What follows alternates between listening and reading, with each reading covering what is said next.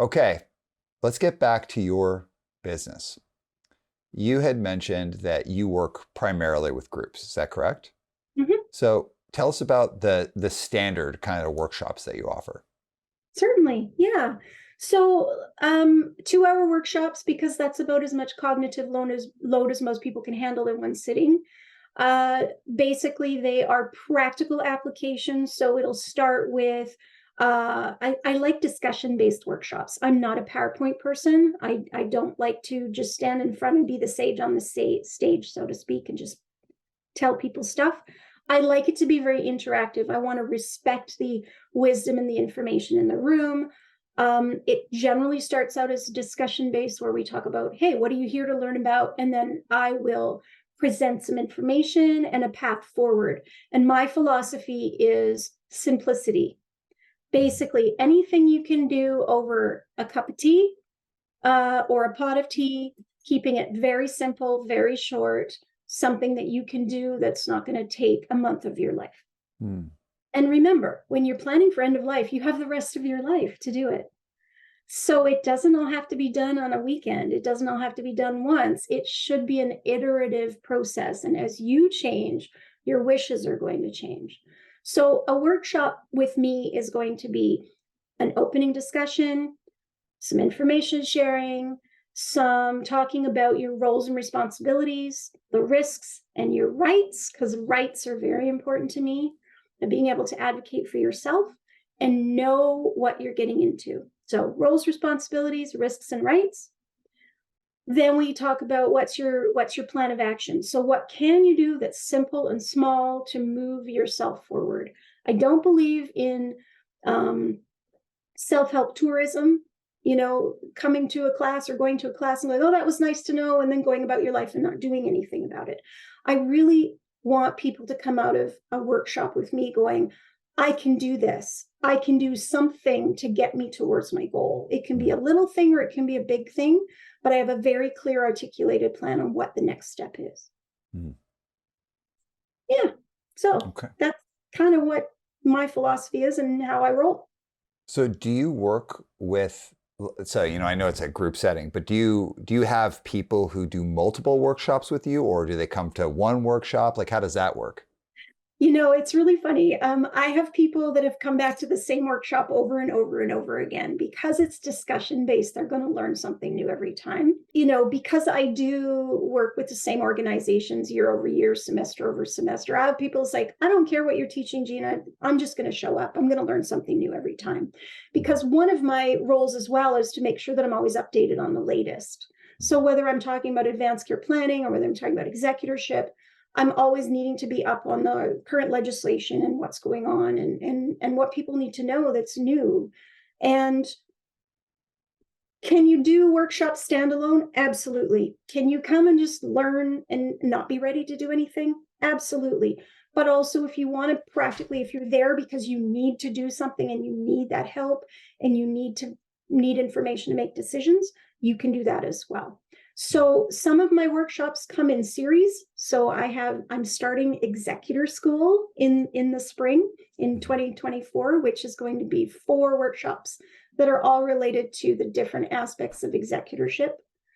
Because I think that's one role that people take on and they have no clue what that involves, and it's a lot. So, and where else do you go for education if you're an executor? Most people will go sit in a lawyer's office and Yeah, spend money, right? yeah, yeah. Or they go to YouTube and Yeah. Or they ask yeah. their friends and family and they do something silly. I get that all the time in my classes. Oh, my neighbor's brother did this, so that's what I'm going to do. I'm like, please don't do that. That's illegal. Oh my gosh, what a mess. It's so good that you do this. Okay, so here's some of the crucial stuff. As individuals are listening to this and they're like, "Oh my gosh, I need this." How do they join some of your workshops? That's part one of the question, but also part two. As organizations hear this and they're like, "Ooh, we should provide this for our team." What do they do? How do they get a hold of you? How do they get involved in this, what I believe, ultra crucial process? The easiest way to get into contact with me is through my website, which is Charon Consulting, Charon consulting.ca, because hey, I'm in Canada. There's a contact form on there. You can look at my list of offerings, which change semester over semester. Some courses I take out, some I put back in. Everything is customizable. So that's one way to see what I offer and how to get in touch with me. My social media platforms are a bit in flux right now. So I'm working on figuring out what social media platform I'm going to be for the relaunch in 2024. But you can always reach me through my website, and I'm on LinkedIn. Okay, great. So, and of course, we'll have all the links with all your stuff in the episode. So everyone just check that out. Okay, so as we're heading towards the end of the interview, I am going to give you what we call the crucial three.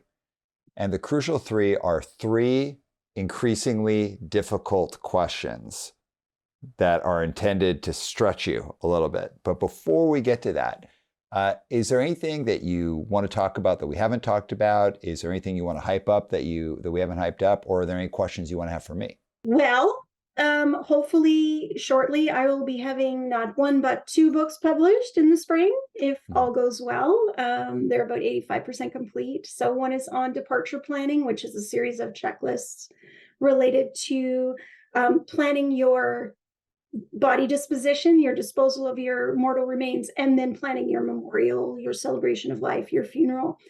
It's meant to help you understand the decisions that need to be made so that you can have those important conversations. And it's called How to Dispose of a Body. Oh, yeah. A Canadian's Guide, right? So, second book is going to be a little bit more involved, but it relates my change management methodology to end of life and family emergency planning. That one's a little bit bigger, and I'm still slogging through that. Books aren't easy, so that'll be out when it's out. But do you have a working title for that one? I've been fiddling around with a couple, but ABC, all because change equals D, death. No, I'm not sure. Can I suggest one? Put it out. No, I don't have a title yet. Can I suggest a title for you? Yes. Death Wishes. Death Wishes. Instead of Best Wishes? Death Wishes. There you go. Yeah, for sure. Death Wishes, the ABCs to your final D. Yeah, there you go. I mean, this writes itself. Okay. Yeah. Anything else you want to hype up? Anything else we want to talk about? Any questions for me? Just know that end of life planning, like I said, doesn't have to be done all at once. You don't have to worry about it. Just pick away at it a little bit at a time. Know you have the rest of your life to get it finished. Don't ignore it unless you're willing to take the risk of what happens if you do. Just get informed, right? Start easy. Just learn what your options are. You don't have to make any decisions tomorrow. Just learn what your options are. For example, we talk about burial and cremation, but water cremation is coming. There are places in the States that are doing composting. There's all sorts of different options that may be available by the time you are ready to shuffle off this mortal coil. So being informed and at least knowing what options are is going to help when the time comes to make those decisions. So let's start with the first of the crucial three. We'll start light. Pills and advice. People don't like taking either one of them, but different types of advice people are more comfortable with versus other kinds of advice. So if you were to think of all of the type of advice that you would be giving people around death education, getting ready for this, preparing for this, what's the one piece of advice that people don't take most often? What's the most ignored piece of advice? The honest answer? Mm-hmm. Getting a will. Yeah, really? And why is that? I don't know. They come to my classes, they're all excited. They're all like, yeah, I got to do this. But when the rubber hits the road and they really sit down, they're like, I'll do it later. I'll do it later. Wow. What a wild one. That's like the first thing that I've got like planned for the spring of next year.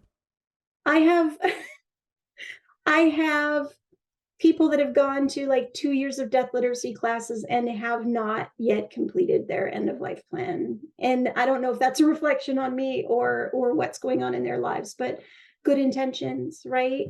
I would rather someone be informed and not do anything, however, than not be informed and not do anything. Hmm.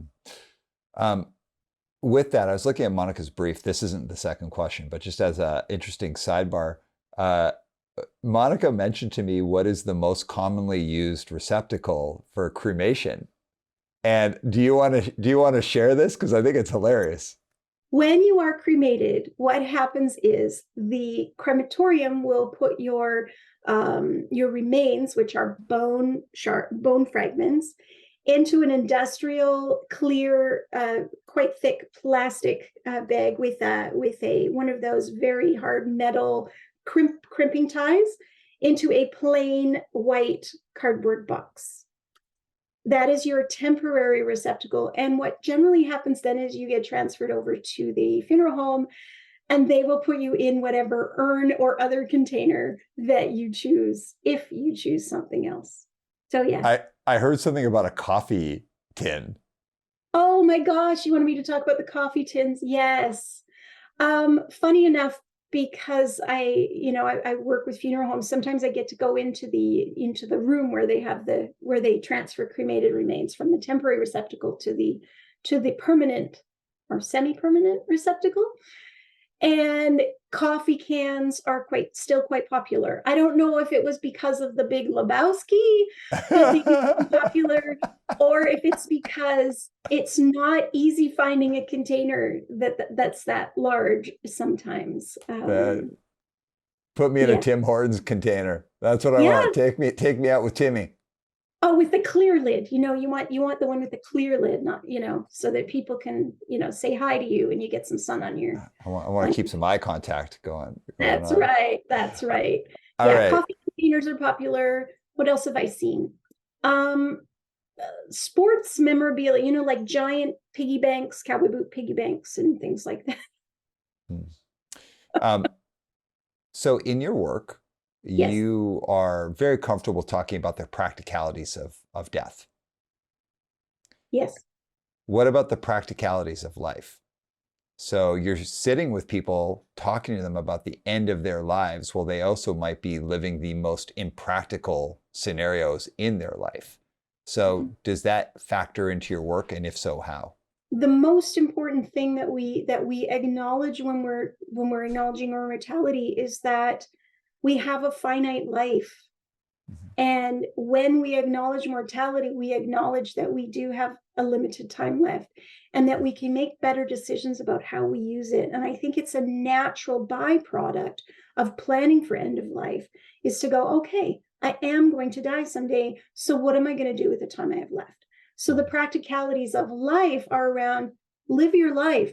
Do not do shoulds anymore, right? If you hear yourself saying, I should be doing this, don't do it. It's obvious you don't want to. Don't shame yourself into doing something, but also remove those toxic people and toxic things in your life that you think aren't helping you live anymore. And also Yeah. good conversations. Keep those conversations going. Well, I went through a real difficult period of my life around 2016, 2017. And I'll say like one of the best things that came from that was my tolerance of spending time with people that were difficult became 0%. But extracting myself from those relationships was harder than I anticipated because it's like, you kind of part of friend groups and this and that, and you don't want to invite someone to your party, but you feel like you can't. And at one point, I was just like, oh, this sucks. Like, I'm just not doing this anymore. And I was like, damn the consequences. I don't care. Like, I don't care if I hurt feelings. I just don't want to spend time with people who make me feel bad or are hard to spend time with. And it's been like one of the most freeing things because also it's like, as I've become much more aware of the end of my life, I've become much more aware of how I want to live the rest of my life. And it is not managing difficult people. I don't want to do that. And so I don't. Exactly. So the benefit of acknowledging that we are finite is being able to make good quality decisions about how we do spend the time that we have here on the planet. And I think that in itself is the biggest lesson and the biggest piece of advice I can give people is if you want a reason to do your will and to do your end of life planning, that's it right there. it will give you a better quality of life. All right. So the last question for you is, with all your wisdom, all your knowledge, all of the stuff that you know about death, is there any part that you yourself are not properly prepared for to the level that you would like? Oh, yeah. I mean, there's always paperwork to be updated. I'm not going to lie. There's always paperwork to be updated. And sometimes I leave my house in the morning and go, hey, if I get hit by a bus today, somebody's going to have to clean up the dishwasher. Those are the things that bother me, which is very strange sometimes, but it's the footprint. It's thinking about the footprint that I'm going to be leaving behind. How am I positively impacting the world? And that's kind of how I live my life now, is how am I positively impacting? How am I being kind? Um, these are the things that I think about when I think about my mortality, Mhm. is, yeah, what's my legacy going to be?